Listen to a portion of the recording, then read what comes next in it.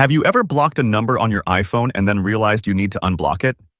Maybe it was a mistake, or you changed your mind. Whatever the reason, I've got you covered. In this video, I'll guide you through the exact steps to unblock a number on an iPhone, following along with the video so you can do it easily. Let's jump right in. Let's say you want to unblock a number straight from the phone app.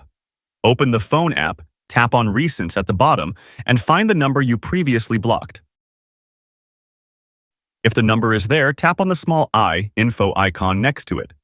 Scroll down, and if the number is blocked, you'll see an option to unblock this caller. Tap on it, and the contact will be able to reach you again. To unblock a person that you do not remember, head to the Settings app. The icon looks like a gray gear, and you can find it on your home screen. Go to the end of the menu until you see Apps and tap it. Once inside, scroll down until you see Phone and tap on it. This section contains all your call-related settings, including the blocked contacts list. Now, scroll down until you find the option labeled Blocked Contacts. Tap on it, and you'll see a list of all the numbers and contacts you have blocked. These are the numbers that won't be able to call, message, or FaceTime you. To unblock a number, locate the contact you want to remove from this list.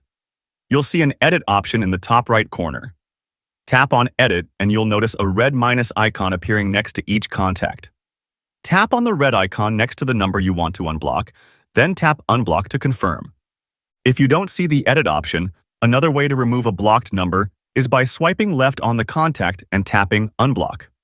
Either way, once you remove the number from this list, they'll be able to call, text, and FaceTime you again. And just like that, you now know how to unblock a number on an iPhone. Whether you need to remove someone from the blocked contacts list in Settings, unblock them from the phone app, or do it directly from Messages, you have multiple ways to do it. If this video helped you, make sure to hit that like button and subscribe for more iPhone tips and tricks. Let me know in the comments if you have any other questions, and I'll be happy to help. Thanks for watching, and I'll see you in the next video.